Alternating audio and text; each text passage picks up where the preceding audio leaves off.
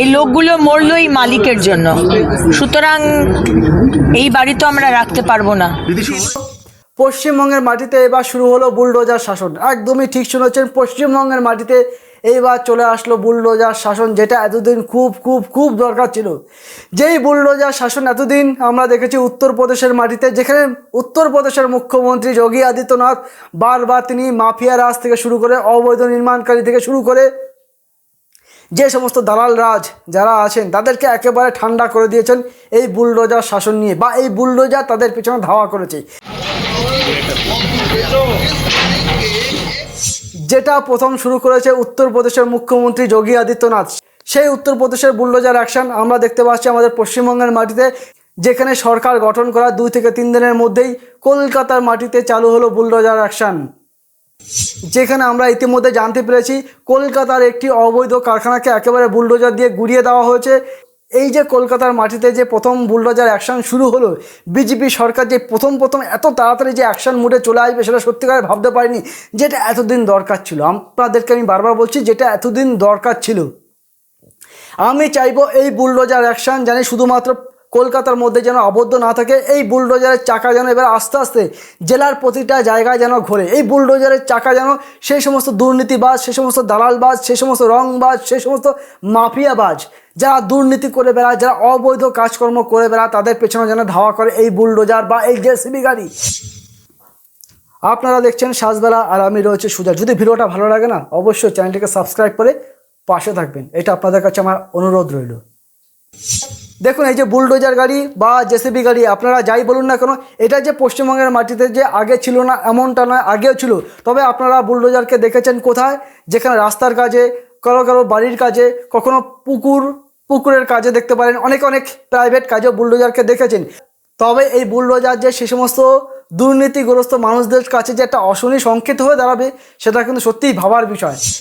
তবে পশ্চিমবঙ্গ সরকারকে অনেক ধন্যবাদ, তারা এত তাড়াতাড়ি যে বুলডোজার অ্যাকশন নিয়ে এসেছে আমাদের পশ্চিমবঙ্গে, এটা কিন্তু খুব দরকার ছিল। যেটা আমি বারবার বলছি, যেরকমভাবে আমরা দেখেছি দিনের পর দিন শাসক দলের নেতারা, প্রাক্তন শাসক দলের নেতারা বা তৃণমূলের নেতারা বা প্রভাবশালী নেতারা, তারা তাদের পয়সার জোরে রাতারাতি অবৈধ জায়গায়, যে সমস্ত জায়গা জলাভূমি জায়গা বা পুকুর রয়েছে এরকম জায়গা হোক, বা যে সমস্ত জায়গায় সরকারি বিল্ডিং তৈরি করা যায় না, সেই সমস্ত জায়গা একেবারে পকেটের পয়সার জোরে তৃণমূলের নেতাদেরকে, তৃণমূলের নেতা পঞ্চায়েত প্রধান হতে পারে, পৌরসভার লোকজন হতে পারে, বা উঁচুতলার যে কোনো লেভেলের লোক হতে পারে, তাদেরকে একেবারে পয়সা খাইয়ে রাতারাতি বিল্ডিং তৈরি করে ফেলেছে সেই সমস্ত প্রভাবশালী নেতা বা তৃণমূলের নেতারা। তাদের বিরুদ্ধে কিন্তু এবার পদক্ষেপ নেওয়ার সময় এসেছে এই বিজেপি সরকার। এইবার যেন তাদের বিরুদ্ধে এই পশ্চিমবঙ্গের রাজ্য সরকার যেন একটা কঠোর পদক্ষেপ নেয়, সেটাই আমরা আশা করব। ইতিমধ্যে শুভেন্দু অধিকারী সহ রাজ্যের মন্ত্রী অগ্নিমিত্রা পাল তারা একেবারে পরিষ্কার জানিয়ে দিয়েছে, কোনো রকম দুর্নীতিগ্রস্ত মানুষ, কোনো রকম অবৈধ নির্মাণকারী মানুষজন বা যারা এতদিন ধান্দাবাজি করে এসেছেন, সেই সমস্ত মানুষদেরকে আর ছাড়া হবে না, তাদেরকে আর ছাড়া হবে না, তাদের বিরুদ্ধে এবার কঠোর অ্যাকশন নেওয়া হবে। যেটা সরকার ইতিমধ্যেই বলে দিয়েছে, যেটা শুভেন্দু অধিকারী পশ্চিমবঙ্গের মুখ্যমন্ত্রী তিনি পরিষ্কার বলেছে যে দুর্নীতির বিরুদ্ধে একেবারে 0 টলারেন্স, তারা কোনো রকম দুর্নীতিকে প্রশ্রয় দেবে না। যেই দুর্নীতি আমরা দেখেছি 2011 সালের পর থেকে 2026 সাল পর্যন্ত একেবারে দুর্নীতিতে ছড়াছড়ি, কোন জিনিসটা দুর্নীতি হয়নি সেটাই আমি ভাবছি, যে এই জিনিসটাতে অন্তত পরিষ্কার বা স্বচ্ছ ছিল। প্রতিটা জিনিসে একেবারে দুর্নীতি, প্রতিটা রন্ধে রন্ধে দুর্নীতি ছড়িয়ে ছিটিয়ে গেছে। একেবারে নেতারা রাতারাতি আঙুল ফুলে একেবারে কলা গাছ হয়ে উঠেছে।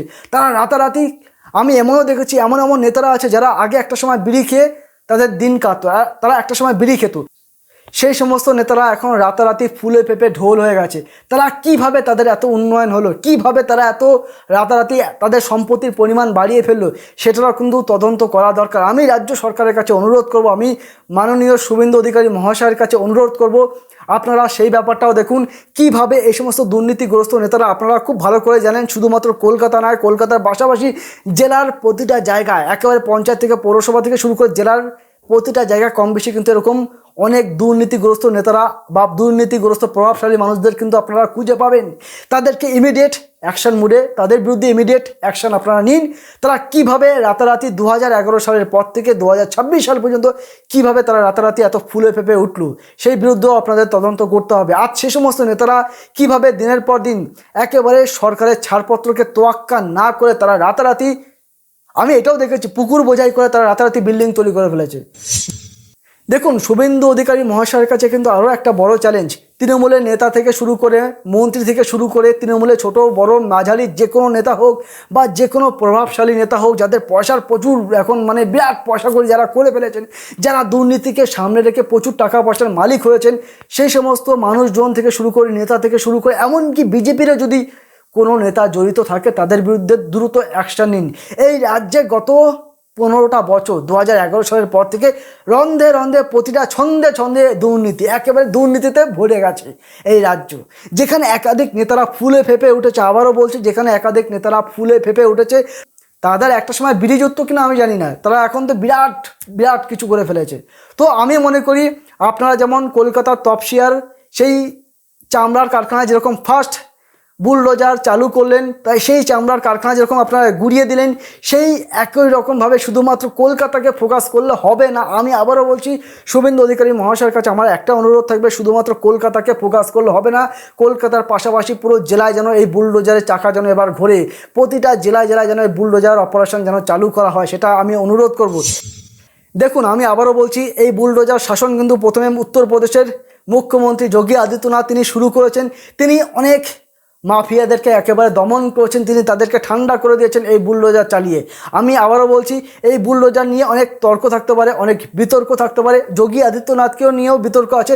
এমনটাও শোনা যায় যে যোগী আদিত্যনাথ নাকি বিরোধীদের বাড়ি ভাঙচুর করার জন্য, এমনকি মুসলিমদের বাড়ি ভাঙচুর বা তাদের সম্পত্তি ভাঙচুর করার জন্য নাকি তিনি এই বুলডোজারকে ব্যবহার করতেন, বিরোধীদেরকে নাকি দমন করার জন্য নাকি বুলডোজার ব্যবহার করতেন, এমনটা তর্ক বা বিতর্ক আছে। এটা নিয়ে অনেক বিতর্ক আছে, তবে সেসব বিতর্কের মধ্যে আমি যাব না।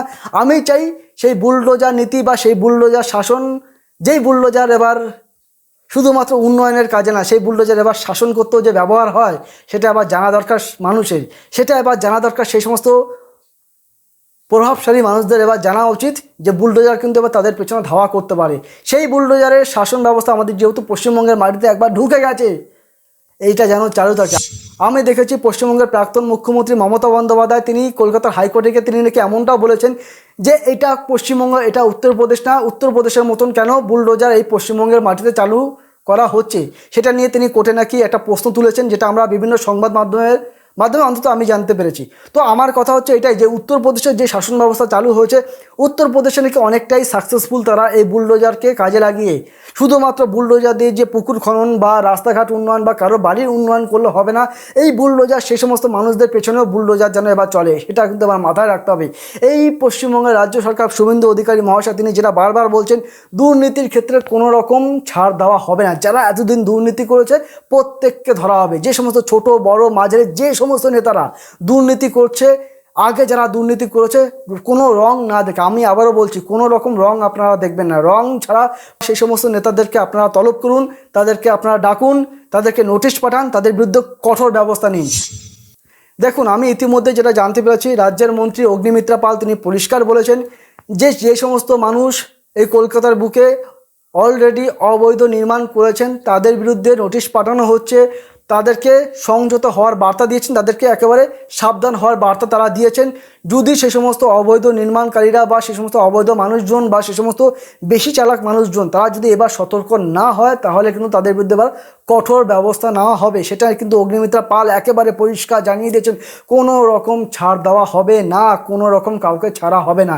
এই বুলডোজার শাসন ব্যবস্থা কিন্তু এবার পশ্চিমবঙ্গের মাটিতে চলবে। যে সমস্ত অনৈতিক কাজকর্ম যে সমস্ত নেতারা বিগত সরকারের সময় করেছে, তাদের জন্য কিন্তু এবার এই বুলডোজার কিন্তু চলবে, এটা কিন্তু মাথায় রাখতে হবে। যে সমস্ত নেতারা 2011 সালের পর থেকে এই 2026 সাল পর্যন্ত একেবারে রাতারাতি ফুলে পেঁপে উঠেছে, যে সমস্ত নেতারা একেবারে পয়সার জোরে তারা একেবারে বিশাল কিছু মানে কি বলবো, আর কেউকেটা হয়ে উঠেছেন, তাদের বিরুদ্ধে কিন্তু এবার বুলডোজার চালাতে হবে, এটা কিন্তু মাথায় রাখতে হবে সরকারকে। আমি আবারও ধন্যবাদ জানাই শুভেন্দু অধিকারী মহাশয়, তার এই কাজ তিনি একেবারে এত দ্রুত যে পশ্চিমবঙ্গের সরকার তারা গঠন করার পরেই এত ফাস্ট যে বুলডোজারকে তারা চালু করতে পারবে পশ্চিমবঙ্গের মাটিতে, এটা কিন্তু সত্যিকারের মানে ভাবার বিষয়। এটা আমি দারুণ লেগেছে আমার এই পদক্ষেপকে, এই পদক্ষেপ যেন জারি থাকে। আমি আবারও বলছি, শুধুমাত্র কলকাতা চালালে হবে না, কলকাতার পাশাপাশি জেলার প্রতিটা জায়গায় প্রতিটা প্রান্তে যেন এই বুলডোজারের চাকা যেন ঘোরে, প্রতিটা জায়গায় যেন বুলডোজারকে নিয়ে ঘোরা হয়, প্রতিটা তদন্ত যেন করা হয়, যেখানে যেখানে অবৈধ নির্মাণ আছে, যেখানে যেখানে অবৈধ কাজকর্ম করে রেখেছে, যে সমস্ত নেতারা বা প্রভাবশালী মানুষজন তাদের টাকা পয়সার জন্য, সেগুলো যেন মাথায় রাখা হয়।